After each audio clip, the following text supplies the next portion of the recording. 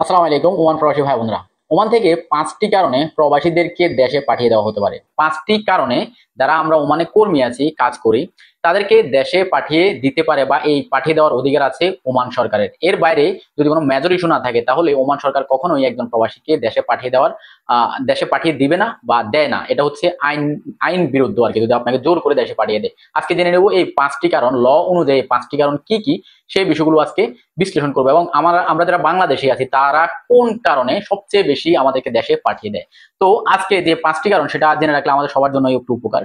প্রথম যে কারণটি সেটি হচ্ছে কেউ জাতীয় নিরাপত্তা বা নৈতিকতা বা আইন শৃঙ্খলা বিঘ্ন করলে, ধরেন কোনো ধরনের আইন শৃঙ্খলা বিঘ্ন করেছেন আপনি, নৈতিকতা বা ইমোরাল কোনো কিছু করেছেন যেটা ওমানের সামাজিকতার সাথে সাংঘর্ষিক। ধরেন আপনি রাস্তায় কোনো ধরনের অশ্লীলতা করলেন, আপনাকে আপনাকে ধরে দেশে পাঠিয়ে দেওয়ার অধিকার সরকারের আছে, পুলিশের আছে।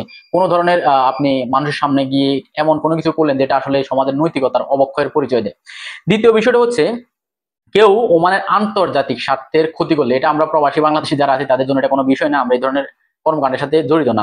কেউ ওমানের আন্তর্জাতিক স্বার্থের ক্ষতি করে, অর্থাৎ ওমানের ভাবমূর্তিটার ক্ষতি করবেন আন্তর্জাতিক ভাবে, এই ধরনের কোনো কিছু যাতে কোনো প্রবাসী না করে।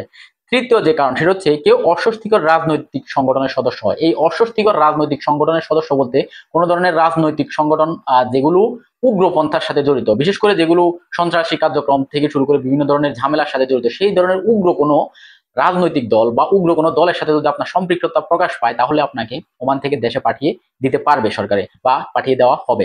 তারপর হচ্ছে কেউ ওমানে বাহিনীর বিরুদ্ধে সশস্ত্র কাজে জড়িত হয়।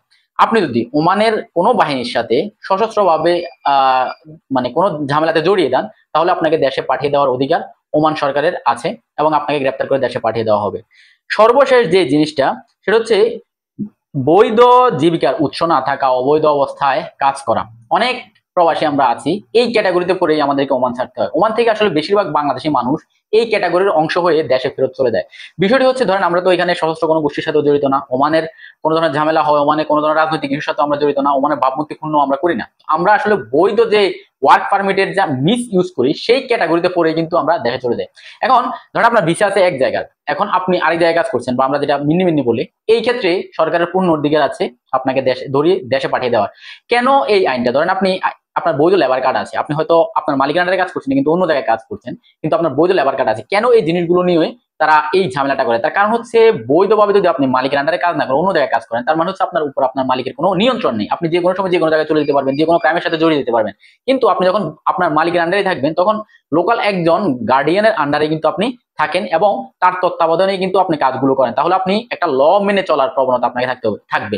আর যখন আপনি এখানে সেখানে কাজ করবেন, আপনার মালিক জানবে না, আরোই জানবে না আপনি কি করছেন, তখন দেশের আইন শৃঙ্খলা পরিস্থিতি খারাপ হওয়ার পিছনে এটা একটা বিরাট ভূমিকা রাখে, যেটা ওমান সরকার এবং ওমান পুলিশের দৃষ্টিতে বা ওমান মিনিস্ট্রি অফ লেবারের দৃষ্টিতে অবৈধ। আপনার যদি বৈধ যেখানে বিষয় সেখানে কাজ না থাকে তাহলে তাদের দৃষ্টি অনুযায়ী আপনাকে দেশে চলে যেতে হবে। এক্ষেত্রে বেশিরভাগ বাংলাদেশি মানুষ যারা আমরা কাজ করি ওমানে, তারা মূলত এই যে কাজ এক জায়গার কিন্তু কাজ করছে বৈধভাবে, বৈধ ভিসা থাকলেও বৈধ মালিকের আন্ডারে কাজ না করে অন্য জায়গায় কাজ করছে, এটার ক্যাটাগরিতে পড়ে কিন্তু আমরা ম্যাক্সিমাম প্রবাসীকে দেশে যেতে হয়। এই হচ্ছে বিষয়। 5টা বিষয় যদি আপনি মেনে চলেন ওমানে, তাহলে আপনাকে ওমান থেকে জোর করে কেউ দেশে পাঠিয়ে দিতে পারবে না, আপনি আইনি লড়াই লড়তে পারবেন। আর যদি আপনি এই ধরনের আইনগুলো ভঙ্গ করেন তাহলে আপনাকে দেশে পাঠিয়ে দেওয়া হতে পারে।